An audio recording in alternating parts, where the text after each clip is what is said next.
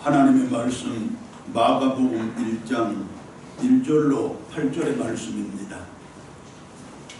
마가복음 1장 1절로 8절의 말씀을 제가 받들어 봉독합니다.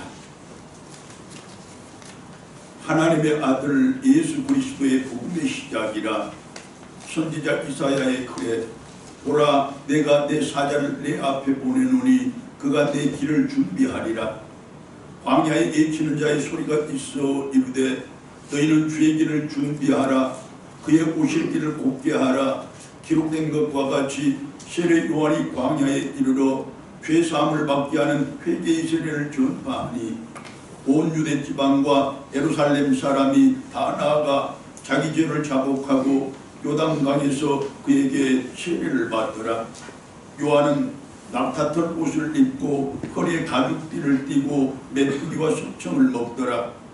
그가 전파하여 이르되 나보다 능력 많으신 이가 내 뒤에 오시나니 나는 굽혀 그의 신발끈을 풀기도 감당하지 못하겠노라. 나는 너희에게 물로 세례를 베풀었거니와 그는 너희에게 성령으로 세례를 베푸시리라. 아멘. 이 시간에 우리 장로님들이 한 목소리로 한 마음으로 하나님께 찬양 영광 드리겠습니다.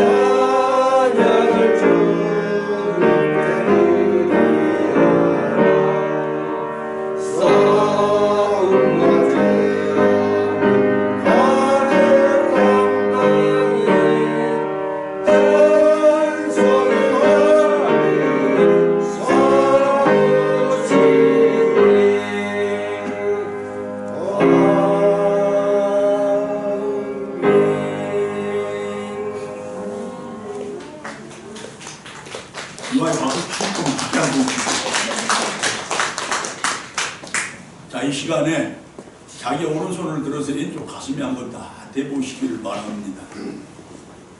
좀 무엇이 느껴지세요? 가슴이 두근두근해서 그 소리가 내 귀에 들려야 되고 내 손이 막 들썩들썩 해야 돼요. 왜냐하면 우리는 하나님께서 또 주신, 하나님께서 은혜로 주신 한 해를 출발하는 시점이기 때문입니다. 자, 이 시간에 우리들의 마음이 어떻게 내가 살 것인가, 어떻게 하면 더 잘 살 것인가, 어떻게 살아야 하나님의 뜻에 따라 그분의 마음에 합당하게 내가 삶을 살아갈 수 있을 것인가, 그런 마음으로 가슴이 뛰어야 한다는 것입니다. 자, 그런 마음으로 숙고하며 기도하는 우리들에게 하나님께서 바울 사도의 입술을 통해서 아주 선명한 해답을 주시는데 갈라디아서 2장 20절 말씀입니다. 내가 그리스도와 함께 십자가에 못 박혔나니 그런즉 이제는 내가 사는 것이 아니요 오직 내 안에 그리스도께서 사신 것이라. 이제 내가 육체 가운데 사는 것은 나를 사랑하사 나를 위하여 자기 자신을 버리신 하나님의 아들을 믿는 믿음 안에서 사는 것이다. 성도로서 우리의 존재 방식, 다시 말하면 어떻게 살아갈 것인가에 대한 대답인데, 이제부터는 내가 나를 사는 것이 아니라는 것입니다. 오직 내 안에서 살아계시는 예수님을 내가 살아야 한다는 것입니다. 즉, 내 지금 뛰고 있는 이 심장의 박동을 멈추게 하고서 예수님의 심장이 내 가슴 속에서 뛰게 해야 하는 것이고, 지금 내가 숨을 쉬고 있는 내 코끝에 호흡을 멈추게 하고서 예수님의 영, 다시 말하면 성령으로 숨을 쉬는 우리들이 되어야 한다는 것입니다. 그리고 내 눈을 감고 예수님의 눈으로 사람들을 바라보고 세상을 볼 것이며, 내 손과 발이 아니라 예수님의 손과 발이 되어서 그분의 손과 발을 가지고 내 시대와 사회 현실에 참여하는 우리들이 되어야 한다는 그 대답입니다. 맞습니다, 여러분. 우리가 생각만 해보아도 금방 알 수 있을 것인데, 예수님의 심장이 내 가슴 속에 뛰는 그런 사람이라면 삶이 항상 따뜻하지 않겠습니까? 태도가 언제나 온유하며 겸손할 것입니다. 무엇보다도 다른 사람들을 향해서 내 가슴이 활짝 열려 있을 것입니다. 예수님의 영으로 호흡을 하고 그분의 눈으로 세상과 사람들을 바라보는 사람이라면 결코 편견 갖지 않을 것이고 절대로 차별하지 않을 것입니다. 누구의 환경과 상황 및 형편과 처지에도 공감할 수 있을 것입니다. 특별히 내가 살아갈 인생의 길목과 삶의 모퉁이마다 나를 속속들이 지켜보고 계시는 하나님이 거기에 계신다는 그 사실을 분명하게 알고 또 믿게 될 것입니다. 그리고 예수님의 손과 발로 이 시대와 작금의 사회 현실에 참여하는 그런 사람이라면 그 손길이 불의에는 아주 단호할 것이로되 그러나 한없이 선하고 부드러울 것입니다. 그 발걸음이 귀하기는 철저히 단절이 되지만 비할 게 없이 성실하고 부지런할 것이 분명합니다. 하나님께서 그 손과 발을 도구 삼고 통로 삼아서 온 세상에다 복음의 씨앗 뿌릴 것이고 구원의 소식을 전하지 않겠습니까? 이제 예수님의 심장이 뛰는 이 뜨거운 가슴으로 내 이웃과 형제들을 안아줄 것이로되 이 가슴 속에 예수님의 보혈이 강물처럼 흐르는 우리들 되기를 바랍니다. 우리 앞에 하나님의 약속이 열리는 가나안 땅이 펼쳐질 것인데 우리 가정은 꿀처럼 달콤한 사랑이 샘솟는 행복의 원천이 될 것이고 우리 사업장과 일터마다 풍성한 보람이 열리는 번영의 동산이 될 것입니다. 예수님의 영으로 호흡을 하고 그분의 눈으로 사람을 바라보시기 바랍니다. 모두가 사랑의 대상으로 보일 것인데 내 눈에 아브라함으로 보이고 모세로 보일 것이고 베드로가 보이고 바울이 보일 것이며 무엇보다도 사랑하는 내 자녀들, 내 자녀손들을 바라볼 때 그들이 꿈을 꾸는 요셉으로 보일 것이고 사랑하는 내 형제들을 위해서 기도할 때 저들의 모습이 승리의 환호를 이루는 다윗의 모습으로 보이게 될 것입니다. 또한 누구에게라도 예수님의 손길을 내밀고 아무에게라도 그분의 발걸음으로 한번 다가가 보시기를 바랍니다. 그 손길이 미치고 그 발걸음이 닿는 곳마다 구원의 역사가 일어날 것이고 천국으로 변화되는 기적을 보는 여러분들 될 것입니다. 그렇게 기적이 일상이 되는 우리들의 2023년 될 것이고 우리의 인생에서 가장 찬란한 올 한 해가 될 줄로 믿습니다. 자, 이처럼 자기의 존재 방식, 다시 말하면 어떻게 살아갈 것인가를 규정짓는 것으로부터 삶의 다짐과 신앙의 각오를 새롭게 한 우리들입니다. 그리고 그 새로운 다짐과 각오로부터 2023년 새해를 출발하는 우리들입니다. 자, 올 한 해 지금의 이 다짐과 각오가 변함이 없어서 날마다 내 자신을 십자가에 못 박아 죽이는 성도들 되어야 합니다. 그렇게 나를 죽여서 예수님을 다시 살려내는 우리들이 성결이 되어야 합니다. 자, 이와 같은 마음 자세로 드디어 한 해의 첫발을 내딛는 우리들에게 하나님께서 선별해서 주신 말씀이 곧 오늘의 본문을 포함하는 마가복음입니다. 그리고 그 첫 구절이 이렇게 시작이 됩니다. 하나님의 아들 예수 그리스도의 복음의 시작이라. 이어서 선지자 이사야의 글이 인용이 되는데, 보라, 내가 내 사자를 내 앞에 보내노니 그가 내 길을 준비하리라. 광야에서 외치는 자의 소리가 있어 이르되 너희는 주의 길을 준비하라. 그의 오실 길을 곱게 하라. 설명 빼고 말씀을 그냥 한번 풀어보면 하나님의 아들 예수 그리스도의 복음은 이렇게 시작된다는 것입니다. 선지자 이사야의 글에 보라, 이제 하나님께서 당신의 심부름꾼을 그리스도 앞에 보내어서 그로 하여금 그리스도의 길을 준비하도록 할 것이니라 라는 말씀이 있고, 또 너희는 광야에다 그리스도께서 예루살렘으로 가시는 길을 뚫어놓아라. 거친 사막과 험한 광야를 평평하게 다듬어서 그리스도가 통과하실 넓고 평탄한 길을 닦아놓아라 라는 말씀도 있다는 것입니다. 한마디로 하나님의 아들 예수 그리스도의 복음은 그 주체가 하나님이시로되, 다시 말하면 하나님이 주신 복음이로되 어느 날 갑자기 하나님 하늘에서 뚝 떨어져 우리에게 온 것이 아니고 느닷없이 닥쳐온 무슨 사건처럼 우리에게 다가온 것이 아니라 오래전에 이미 예고된 선지자의 예언으로부터 그 복음이 시작되었다는 것입니다. 시작된다는 것입니다. 자, 예수 그리스도의 복음이 이처럼 선지자의 예언으로부터 시작되었다는 사실을 먼저 밝힌 본문이 이제 그 예언에 따라서 예수 그리스도의 길을 준비하려고 예수 그리스도에 앞서 온 사람이 있으니, 즉 하나님의 심부름꾼이 있는데 그가 누구냐? 세례 요한이라고 그 사실을 밝힙니다. 본문 4절입니다. 기록된 것과 같이 세례 요한이 광야에 이르러 죄사함을 받게 하는 세례를 전파하니라. 자, 이제 여기에서 우리는 세례 요한이라는 그 사람에 대해서 대강 한번 살펴볼 필요가 있습니다. 그 전체 생애를 망라하기에는 이 시간이 부족하므로 예수님과 뚜렷이 대비되는 부분을 중심으로 몇 가지만 살펴보면 이렇습니다. 첫째, 예수님이 당시의 변방이라고 하는 갈릴리 지역에서 나서 자란 것에 비해서 이 세례 요한은 정치, 경제, 문화 등의 모든 것의 중심지라고 할 수 있는 유대 땅 예루살렘에서 나고 자란 사람입니다. 예수님이 저기 전라도 끝 어디 촌에서 태어났다고 하면 이 세례 요한은 서울의 한 복판에서 태어났다, 그런 뜻입니다. 보고 들은 바가 다르지 않겠습니까? 교육 정도가 분명히 다를 것입니다. 두 번째는 육신적으로 예수님이 평범한 시민의 아들, 다시 말하면 목수의 아들로 태어난 데에 비해서 이 요한은 아비아 반열의 제사장 가문에서 태어난 소위 명문가의 자손입니다. 보통 사람과 명문가의 자손 분명히 차이가 나지 않겠습니까?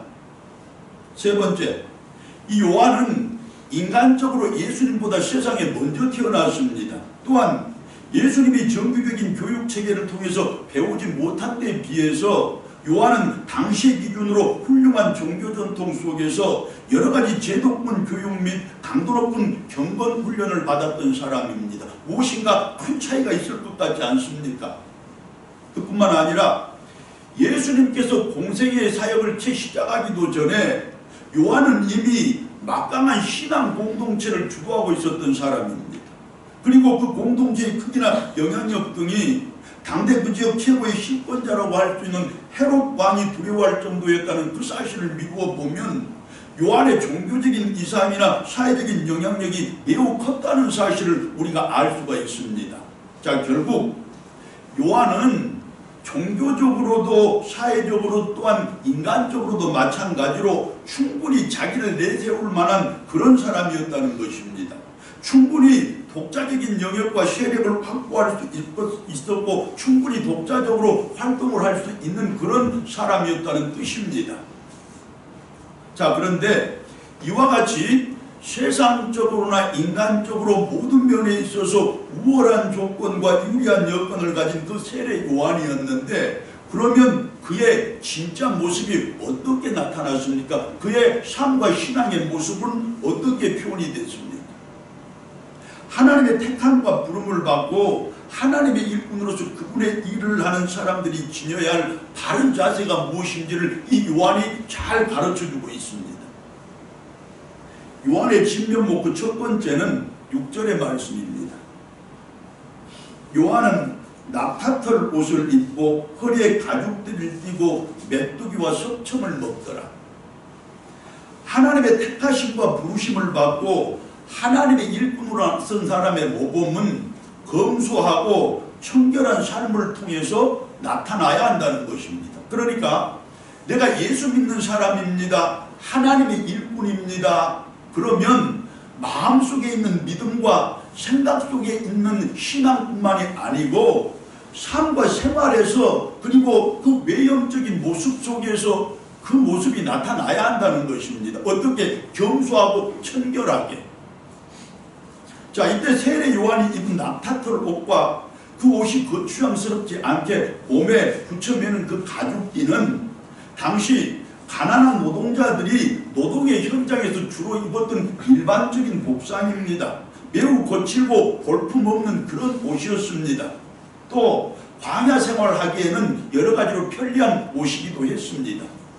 하지만 그 볼품없는 옷차림에도 나름대로는 특별한 의미가 있었는데 이렇습니다. 첫째, 구약 성경 열왕기하 1장 8절의 말씀을 보면 엘리야 선지자의 모습이 바로 낙타털 옷과 가죽띠를 띠는 모습으로 나타납니다. 다음은 스가랴 13장 4절의 말씀을 보면 선지자들이 회개의 감정을 나타내기 위해서 그 차림새를 했음을 우리가 볼 수 있습니다. 결국은 선지자로 대변되는 하나님의 일꾼들은 그처럼 검소하고 투박한 옷차림을 하였는 바, 그 의미가 무엇이냐? 사람이 입은 이 복장은 그 사람의 사명과도 조화를 잘 이루어야 한다는 그런 말씀입니다.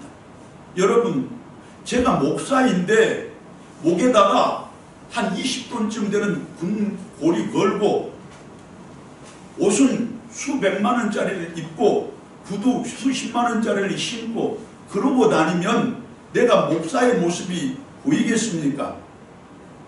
그리고 머리는 장발로 늘어뜨리고 옷은 세상에서 볼 수 없는 온갖 치장으로 다 하고서 그렇게 이 단위에 서면 여러분들이 저를 목사의 권위로 바라보시겠습니까? 목사니까 이렇게 가운을 입고 여러분 앞에 서는 것입니다. 무엇이냐?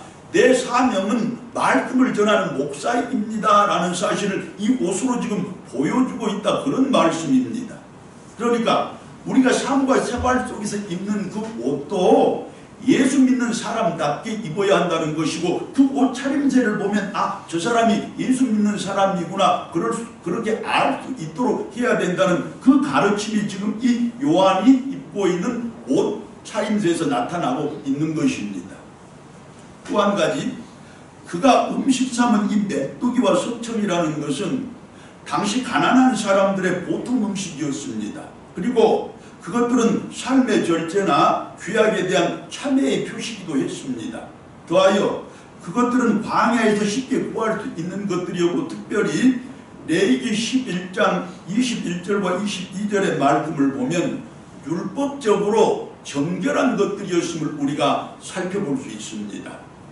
자, 이 말씀을 종합해서 보면 세례 요한은 여러 가지 세상적인 조건들이 충분히 잘 먹고 잘 입고 넉넉하게 살아갈 수 있는 그런 사람이었지만, 그러나 하나님께 택함을 받고 부름받은 사명자로서 종교적인 기득권자들이나 사회적인 부자들과는 의식적으로 또한 의도적으로 차별되게 살았다는 것입니다.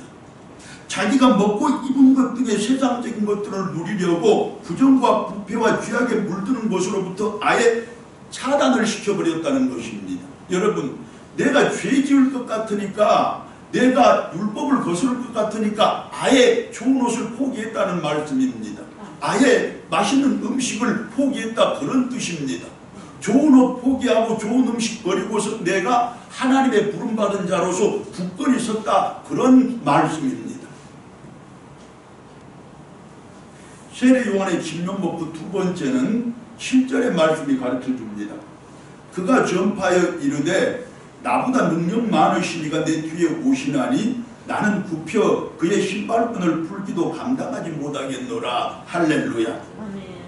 요한이 외치는 이 말의 뜻은 참으로 능력이 있는 분은 내가 아니고 내 뒤에 오시는 분입니다 라는 뜻입니다. 그리고 그분은 너무 위대하셔서 요한 자신은 그분의 신발끈을 풀어드릴 만한 그런 자격조차도 없다고 그렇게 지금 말하고 있습니다. 그렇습니다. 여기서 요한이 말하는 자기 뒤에 오시는 분이 예수님이라는 그 사실은 너도 알고 나도 알고 모두가 다 아는 사실 아닙니까? 그런데 그분을 요한은 자기보다 능력이 많으신 분이라고 분명하게 소개를 하고 있습니다. 세례 요한 자기를 그리스도로 잘못 알아서 자기를 추종하는 많은 사람들의 생각을 바로잡고 예수님이야말로 그리스도이시고 탁월한 능력과 초월적인 권능을 지니신 분이심을 그들에게 확실하게 가르쳐주기 위함이었습니다. 그리고 요한은 자기 뒤에 오시는 그분의 위대함을 더 분명하게 드러내기 위해서 자신은 그분의 신발끈을 풀어드릴 만한 자격도 없다고 한없이 자기를 낮추고 있습니다. 흔히 겸손의 극치라고 말할 수가 있을 것입니다. 여러분, 요한은 인간적으로 예수님보다 더 먼저 세상에 온 사람입니다. 공생의 시작도 예수님보다 더 빨리 했습니다. 그리고 종교적으로나 사회적으로 예수님보다 열등한 조건이 하나도 없었습니다. 그렇게 자기를 드러내도 충분하고 자신을 자랑해도 충분할 만한 그런 사람이었는데, 하지만 그는 자기의 존재 이유를 잘 알고 있었습니다. 자기의 존재 목적을 잘 깨닫고 있었습니다. 무엇이냐 그러면 하나님이 왜 자기를 택하셨고 자기를 부르셨는지 그 이유와 목적을 잘 알고 있었다는 말씀입니다. 그래서 하나님께서 그렇고 택하시고 부르셨기에, 즉 예수님이 갈 길을 먼저 열고 미리 닦는 그것이 자기의 소명이자 사명이라는 그 사실을 잘 깨달아 알고 있는 요한이었기 때문에 이처럼 겸손하게 예수님을 드러내고 선포할 수 있었다는 말씀입니다. 여러분, 하나님의 아들 예수 그리스도의 복음이 살펴본 바 이처럼 어느 날 갑자기 이 세상에 뚝 떨어진 것이 아닙니다. 그 복음이 느닷없이 우리에게 임한 것이 결코 아닙니다. 선지자들의 예언과 사도들을 비롯한 수많은 전도자들의 피땀 흘린 전도와 그 밖에도 빛도 없이 이름도 없이 희생의 피와 기도의 눈물과 수고의 땀을 흘린 교회와 성도들이 있었기 때문에 그렇게 자기들의 몸을 던져 복음의 길을 먼저 열고 자신들을 한없이 낮춰서 그 길을 먼저 닦아온 또 다른 세례 요한들이 있었기 때문에 복음이 오늘 여기까지 왔고 지금 우리들에게까지 왔다는 말씀입니다. 이제 내가 나서서 이 시대의 세례 요한이 되어야 할 차례 아닙니까? 우리 교회가 앞장서서 우리 사회 속에다 예수님의 길을, 복음의 길을 닦아야 할 차례인데, 그렇다면 먼저 우리들의 삶이 검소하고 청결해져야 맞습니다. 교회가 더 낮아져야 하고 우리 인격과 자세와 태도도 더 겸손해져야 맞습니다. 그래야 그 일을 감당할 수 있기 때문입니다. 세례 요한처럼. 우리 교회에는 그런 성도들이 없으니까 제가 자신있게 외칠 수가 있습니다. 아니, 만약 있다면 제가 더 크게 외치고 더 아프고 더 시리게 선포를 할 것입니다. 살면서 자랑할 것이 얼마나 없었으면, 내놓을 만한 것이 얼마나 없었으면, 그리고 마음이 얼마나 공고하고 인격이 얼마나 텅텅 비었으면 좋은 차를 타야 있어 보이고 비싼 옷을 입어야 멋져 보이고 고급 음식을 먹어야 힘이 나오는 것입니까? 그처럼 낭비와 허세로는 결코 내 마음 채울 수도 없을 뿐더러 절대로 내 인격이 성숙해지지도 않습니다. 물론 복음의 길을 닦아내지 못할 것은 장명한 사실입니다. 그리고 중요한 것은 본문 말씀을 통해서 우리들에게 지금 복음을 보여주고 있는 이 세로 요한도 그렇고 그가 닦은 길을 걸어서 이 세상으로 오시고 우리들에게 복음으로 와주신 예수님도 마찬가지로 결코 먹고 입는 그것으로 자랑을 삼지 않았습니다. 세상적인 것을, 인간적인 것을 내세운 적이 한 번도 없었습니다. 그렇게 그분들이 이구동성으로 우리들에게 지금 강조하는 것이 외모가 검소하고 내면을 청결하게 살아가는 그것이 바로 복음의 길을 열고 닦는 방법이라는 것입니다. 여러분, 큰 차를 타고 좋은 옷을 입으면 전도가 더 잘 될 것 같지만 그것이 아니라고 가르쳐주지 않습니까? 검소하고 청결한 내 외모와 내 마음이 바로 복음의 길을 닦는 방법이라는 것입니다. 이제 믿는 우리들로서, 복음 전도자들을 나설 우리들로서, 하나님의 택함 받고 부름받은 우리들로서 그 삶의 모양이 어떠해야 하고 더하여 외모를 어떻게 차려야 할지까지도 우리가 확실하게 알게 되었습니다. 내면은 청결하게 하시되 외모는 검소하게 차리시기를 바랍니다. 또 한 가지, 교회가 더 낮아지지 않으면 세상에 어느 문턱이 더 낮아질 수 있겠습니까?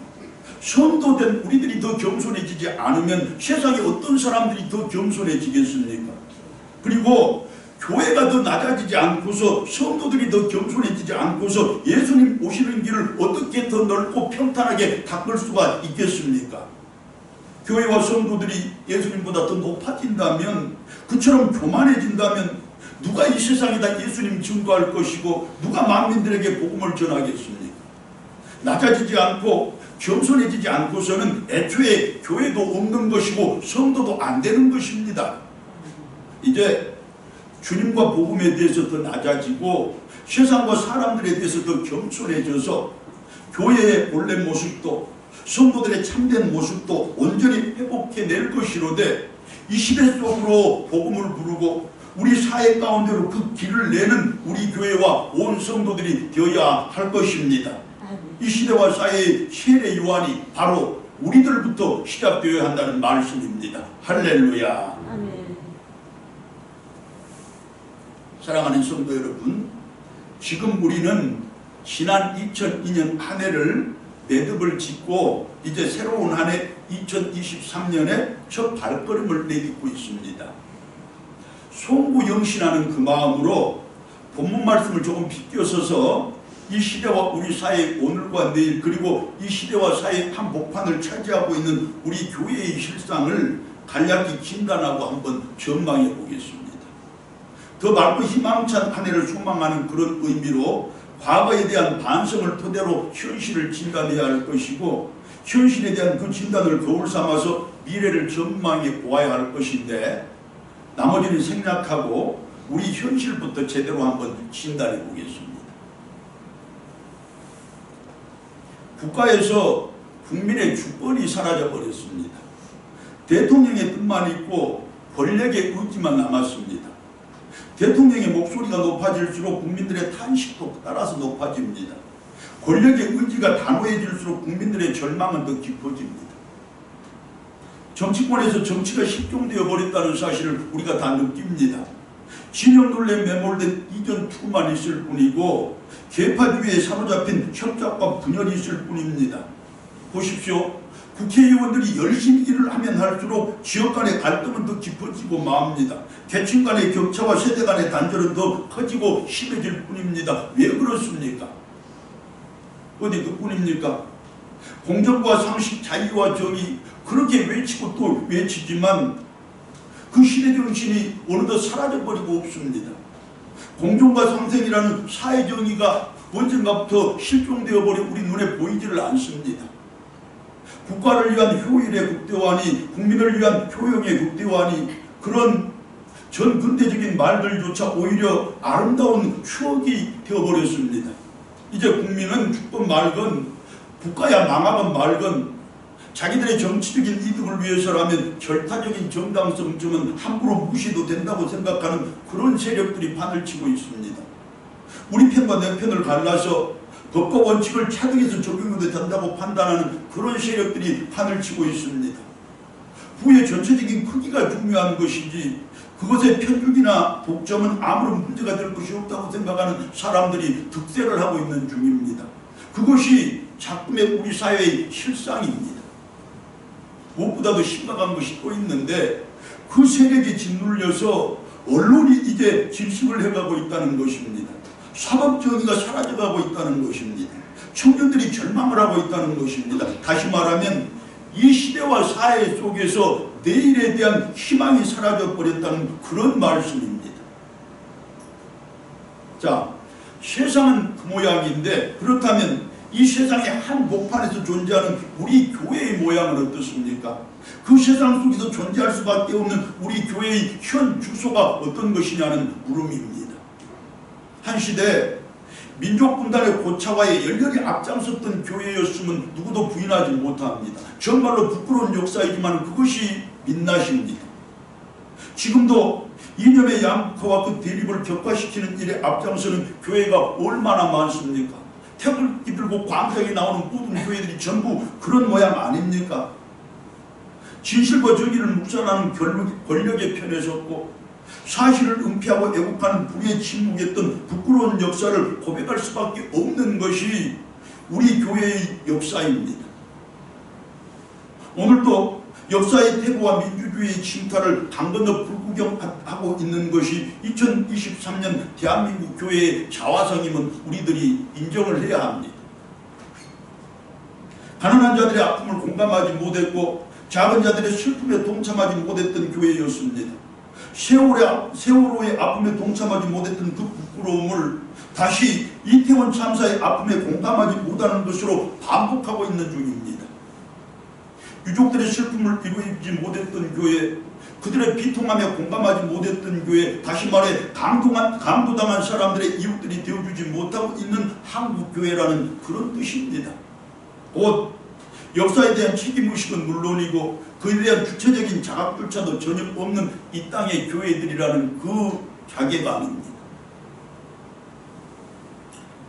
소외되고 척박한 갈릴리가 아니라 화려하고 풍요로운 예루살렘에만 눈길을 주는 교회가 되어버린 것은 아닌지 우리가 반성해 보아야 합니다. 고난의 십자가를 벗어버리고 대형화와 성공주의라는 현대판 우상숭배로 가득한 교회가 되어버렸다는 그 사실을 이제 우리는 회개해야 합니다. 더 따뜻하고 건강한 세상을 위해서는 아무 기여도 그 어떤 이바지도 하지 못하는 것이 지금 이 시대와 우리 사이에 존재하는 교회들의 현 주소라는 그 말씀인데 여러분, 우리가 바로 교회입니다. 결국 예수님의 교회에서 예수님이 사라져버렸다는 말씀입니다. 교회가 그 교회당을 완전히 망실해버리고 상실해버렸다는 뜻입니다. 보십시오 여러분, 우리의 현실에 대한 진단은 이처럼 암울합니다. 사회적으로도 그렇고 그 사회 한복판에서 존재하는 우리 교회도 마찬가지입니다. 그리고 더 큰 문제는 미래에 대한 전망 역시 한없이 불투명하다는 것 아닙니까? 그렇다면 여러분, 이처럼 암울한 우리의 현실을, 그처럼 불투명한 우리의 미래를, 그리고 절망과 탄식과 이 시대와 더불어 함께 주저앉아있는 우리 교회를 어떻게 다시 희망찬 세상으로 바꾸고 어떻게 다시 예수님이 주인되는 교회로 복원시킬 수 있고 회복시킬 수가 있겠습니까? 그에 대한 대답을 신약성경 베드로전서 1장 15절의 말씀이 이렇게 제시를 합니다. 오직 너희를 부르신 거룩한 이처럼 너희도 모든 행실에서 거룩한 자가 되라. 할렐루야. 여러분, 암울한 우리의 이 현실을 딛고 서서 불투명한 우리의 미래를 희망으로 바꿔내기 위해서는, 즉 살만 나는 세상 만들고 교회다운 교회를 회복하기 위해서는 우리의 거룩한 행실이 꼭 필요하다는 말씀입니다. 성도된 우리가, 교회된 우리가 각자의 삶의 현장에서 구체적인 생활을 통해서 증명해내는 그 실천적인 거룩함이 있을 때 이 시대에도 희망의 불꽃이 살아날 것이고 우리 교회도 예수님의 몸된 교회로 다시 회복이 될 것이라는 그런 말씀입니다. 여러분, 거룩함이 무엇입니까? 멀리 있는 것입니까? 아닙니다. 내 삶 속에 가까이 있는 것이고 오늘도 내 생활 속에 함께하는 것이 거룩함입니다. 이제 그 사실을 알고서 지금 바로 우리 비상한 결단 몇 가지 합시다. 자, 첫째로 올 한 해 기필코 완전한 주일 성수를 이루어내는 우리 들곳의 온 성도들 되시기를 바랍니다. 바랍니다. 올 한 해 한 주간에 3번 드리는 공적 예배 꼭 참석하시는, 반드시 참석하시는 성도 여러분들이시기를 소망합니다. 올 한 해 한 주간에 2번 드리는 새벽 예배 빠지지 않고 완전히 한번 참석해 보시기를 바랍니다. 무슨 복이 나한테 임하는지 한번 따져 봅시다. 올 한 해 한 주간에 한번 들꽃 부흥전도대에 참여를 하시든지 위하여 기도를 하시든지 또 다른 방법으로 함께 참여하시는 우리 온 성도들 다 될 줄로 믿습니다. 올 한 해 한 달에 한 번 남녀 선교회에 꼭 참여하시는 온 교우들 되시기를 바랍니다. 올 한 해 12달에 한 명, 12달에 한 명 전도의 열매를 기필코 하나님께 올려드리시는 우리 성도들 다 될 줄로 믿습니다. 자, 그리고 이제껏 잘해왔던 것처럼 교회를 섬기는 그 일도, 세상 속에서의 나의 일도 성실하게 감당하는 여러분들 되시고, 형제와 이웃을 내 몸처럼 사랑하는 일 등의 모든 신앙의 덕목들을 잘 실천해내시는 여러분들 다 되시기를 바랍니다. 그리고 나를 아끼고 나를 사랑하는 그 마음으로 나를 위한 기도도, 나를 위한 말씀 묵상도, 나를 위한 예배도, 그리고 나를 위한 시간 투자도 아끼지 않는 여러분들 다 되시기를 바랍니다. 그것이 바로 거룩함입니다. 그렇게 우리가 거룩하게 살아갈 때 희망이 보이지 않는 이 세상 속에서도 희망의 불꽃이 일어날 것이고, 우리 주님이 떠나버린 이 교회도 다시 주님이 주인되는 온전한 교회로 회복되는 귀한 역사가 나타날 것이라는 말씀입니다. 여러분, 북진통일하라고 하지 않습니다. 온 세상을 나더러 구원하라고 합니까? 그러지 않습니다. 삶 속에서 지킬 만한 그 거룩한 것들, 신앙 속에서 반드시 지켜야 할 그 거룩한 것들 잘 지켜내면 우리 할 도리, 우리 할 사명 다 해내는 것이라고 분명하게 말씀이 우리들을 규지시킵니다. 사랑하는 여러분, 이 몇 가지 각오와 결단 변치 않는 올 한 해 되시고 반드시 실천하는 여러분들의 올해가 되어서 여러분들의 인생 가운데서 가장 빛나는 올해 삼으시기를 바라고, 가장 많은 복과 풍성한 은혜를 누리시는 귀한 복도 더하시기를 축원합니다. 지금 우리들의 이 결단 성령께서 도우셔서 반드시 실천토록 해주실 것이고, 그리고 이 거룩한 우리들의 신앙생활을 통하여 이 시대 속으로 복음의 큰 길이 열릴 것이고, 우리 사회의 한 목판으로 복음이 강물처럼 흐르는 귀한 역사도 나타날 것입니다. 그렇게 희망이 꽃피는 삶만 나는 세상, 예수님의 주인이 되는 교회다운 교회가 나와 우리들을 통해서 반드시 회복될 줄로 믿습니다. 할렐루야. 할렐루야. 기도드리겠습니다.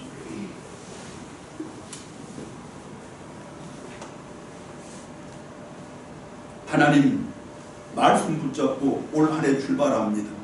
이제 지금 비상하기 결단한 저희들의 각오와 다짐 변찮도록 성령이 도와주시고, 한 해 내내 삶 속에서 생활로 잘 실천하는 저희들이 되어서 반드시 이루어내야 돼.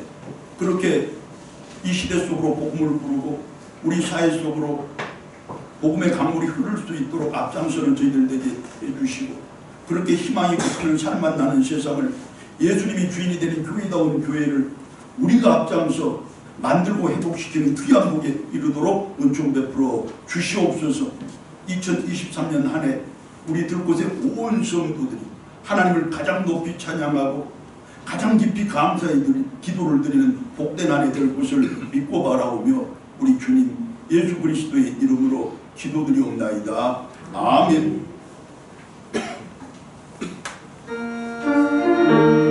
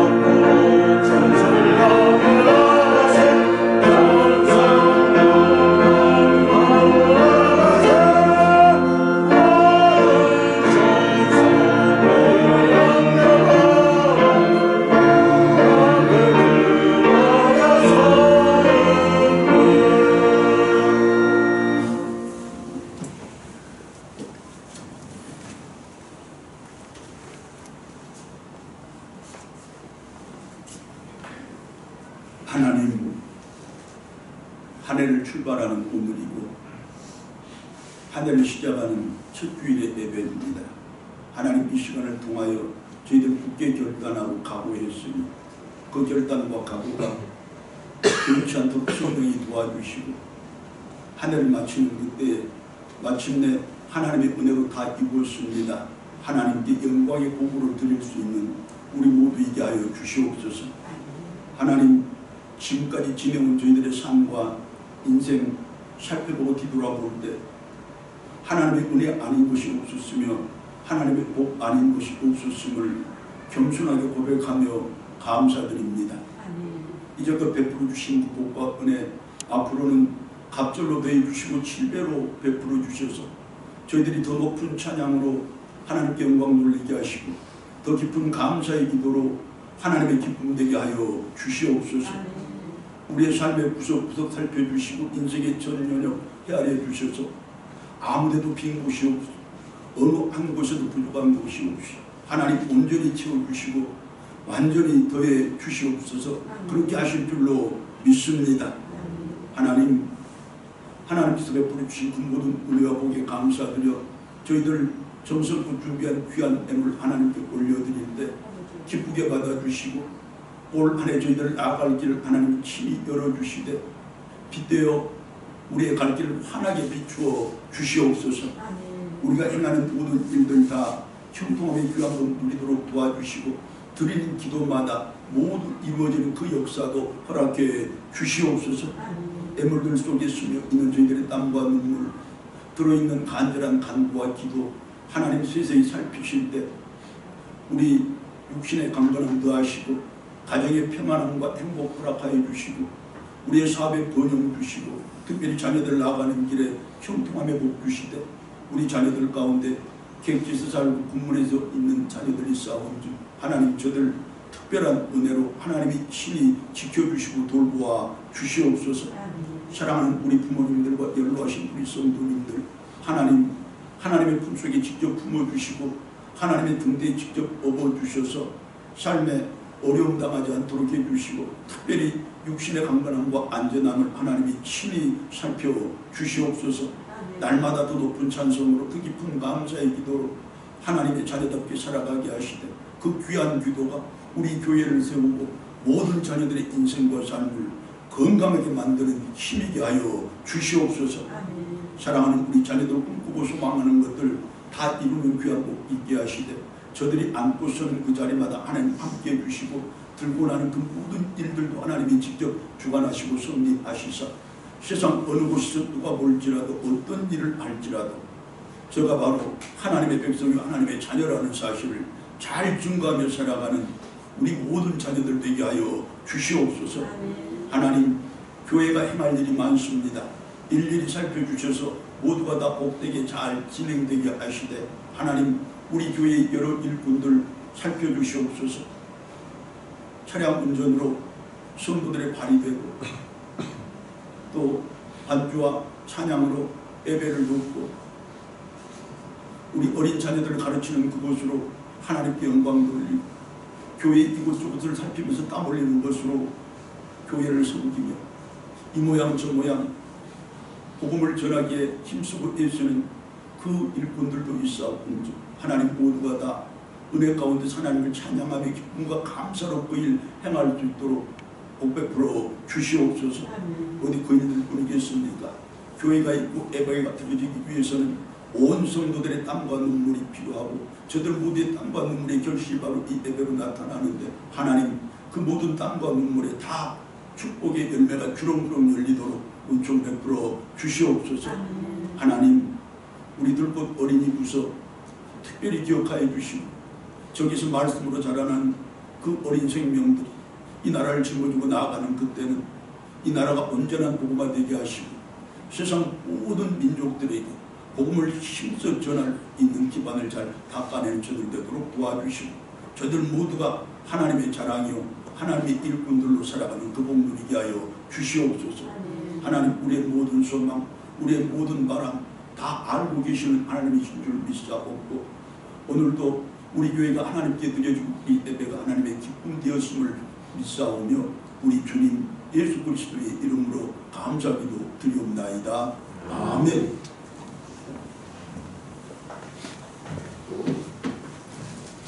사랑합니다. 사랑합니다. 감사합니다. 방금 제가 한 달에 한 번 모이는 남녀 선교회 잘 모이자고 각오하고 다짐했는데 오늘 예배 후에 여전도 회원들은 모임 갖겠습니다. 잠깐 자리에 남아 주시기를 바랍니다. 자, 올해 첫 주일 예배를 은혜 가운데서 이렇게 잘 드렸습니다. 여러분, 예수 믿는 사람들에게 있어서는, 우리 성도들에게 있어서는 이 예배가 삶의 최우선순위가 되어야 합니다. 꼭 기억하시고 올 한해는 주일 성수에 승리하고 성공하시는 공부이시기를 축원합니다. 자, 매월 둘째 주일 저녁 예배와 넷째 주일 주요 예배는 이제 김행복 목사님이 인도 설교하도록 그렇게 하겠습니다. 전도는 하나님을 사랑하고 사람을 사랑하며 교회를 사랑하는 가장 분명한 표시입니다. 여러분, 우리 하나님 사랑해야 하지 않겠습니까? 교회 사랑해야 맞습니다. 물론 모든 영혼들 다 사랑하는 우리들입니다. 이제 전도로 그 표시를 하시기 바랍니다. 들꽃봉 전도대가 열심히 전도 중에 있습니다. 매주 목요일 오후 2시 여러분 기억하시고 내 삶의 자리에서 꼭 기도로서도 동참하시기를 바랍니다. 성경 완독하기에도 적극적으로 참여해서 하나님의 은혜도 풍성하게 누리고 새 성경책도 함께 받읍시다. 올해까지 기한 연장입니다. 이럴 때는 박수 치야 맞아요. 1년에 연장시키고. 자, 그리고 우리 홍선이 이 추운 겨울에 자기 전방에서 수고하다가 오늘 휴가나 건강한 모습으로 함께 예배드릴 수 있어서 얼마나 좋은지 여러분 힘차게 격려 박수 한번 보내주세요. 자, 2023년이 이제 시작되었습니다. 새로운 희망과 소망을 품고 새로운 삶의 다짐과 신앙의 각오로 힘차게 달려가는 우리들 되기를 바라고, 이 처음의 다짐과 각오 끝까지 변치 않는 올 한 해 되기를 바랍니다. 그리고 오늘은 우리 들꽃교회 직원 명단을 발표하는 날인데, 교회가 날마다 부흥해서 제가 이 자리에 서서 그 이름을 다 부를 수 없도록 크게 부흥을 해야 되는데 오히려 수가 더 줄어들어 하나님께 죄송한 마음이지만, 그러나 이것이 또 절차고 과정이고 또 해야 될 일이니 제가 행하도록 하겠습니다. 자, 직원이라는 말이 무슨 뜻이냐 그러면 월급을 받고 일을 하는 그런 사람이라는 뜻이 아니고, 교회 뭡니까? 재직이라 그런 뜻입니다. 쉬운 말로 서리 집사 이상을 두고 하는 말입니다. 공식적인 용어가 교회 직원입니다. 자, 제가 그냥 직분에 따라 성함을 다 부른 후에 다 마치면 우리가 함께 박수로 이렇게 받도록 그렇게 하겠습니다. 자, 우리 교회는 은퇴 목사님이 두 분 계십니다. 김주환 목사님, 구영환 목사님, 그리고 담임 목사인 제가 있고 교육 목사인 김행복 목사님이 계십니다. 그리고 시무장로가 세 분 계시는데 김종호, 박상호, 정이훈 장로입니다. 안수 집사가 세 분인데 오나무, 배은권, 이삼영 집사입니다. 명예권사 두 분인데 이화양, 이영애 권사님이시고 시무권사가 6분이신데 김순자, 이영자, 유춘자, 서은유, 김희경, 최혜정 권사님이십니다. 우리 고한나 권사님은 등록한 지 1년 미만이므로 협동 권사님으로 1년간 함께 일하겠습니다. 그리고 이제 문제가 되는 게 서리 집사 발표하기가 하나님 앞에 부끄럽습니다. 자, 오늘 몇 명을 발표하든지 간에 올해가 끝나는 그 시점에는 우리 온 성도들이 힘쓰고 애써서 최소한 남자 서리 집사 15명, 여자 서리 집사 20명을 반드시 만들어내는 그런 우리 교회 되기를 여러분 저와 같이 꿈꿔주시고 저와 같이 소망해 주시고 저와 같이 기도해 주시고 힘써 주실 것을 믿습니다. 자, 서리 집사 김기훈, 김동현, 박정호, 조성현 집사와 박은혜, 박선혜, 장남혜, 장한나, 장혜정, 조현영 집사입니다. 자, 이렇게 우리 들꽃교회 직원을 발표했는데, 교회 자치조직, 다시 말하면 남선교회나 여전도회, 그리고 관리조직 구역입니다. 그리고 우리 상비부서 각 부서인데 이 사안은 작년과 변함없이 그분들이 그 직분을 그대로 감당하도록 하겠습니다. 올 한 해 그 직분 최선을 다해서 감당해 내심으로 교회의 궁예도 기여하시고 내 삶에 하나님의 복도 더 풍성하게 받는 통로로 삼기를 바랍니다. 여러분, 이제 우리가 모두 더 열심히 일하겠다, 더 힘써 교회 섬기겠다, 더 복음에 투철하게 헌신하겠다, 그런 다짐과 각오로 함께 박수하겠습니다.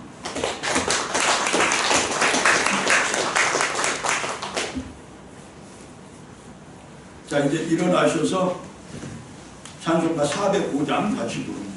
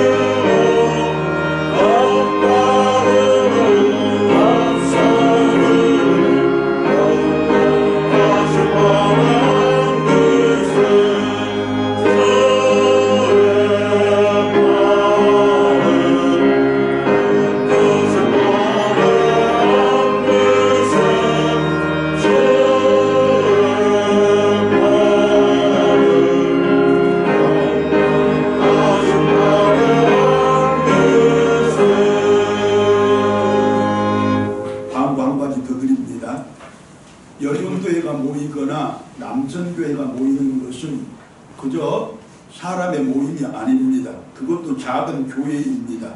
반드시 절차를 따라 모이시기를 바라고, 다시 말하면 성경과 찬송이 있는 모임을 하시기를 바라고, 모인 후에 그 과정은 반드시 목사에게 보고를 하는 것이 절차입니다. 꼭 기억해 주시고 올해부터는 그 절차 잘 지켜서 모여주시기를 바라고, 그리고 오늘 신년 감사주일은 우리 교회의 관례대로 저녁 예배를 우리 가족들과 함께 모이는 가정 예배로 드립니다. 참고하시기를 바랍니다.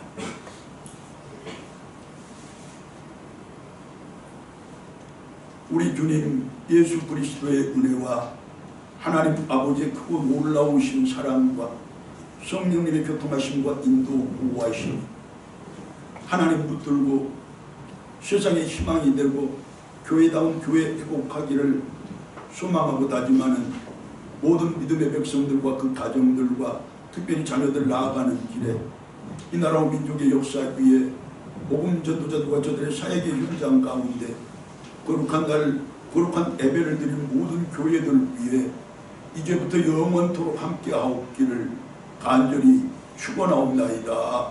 아멘.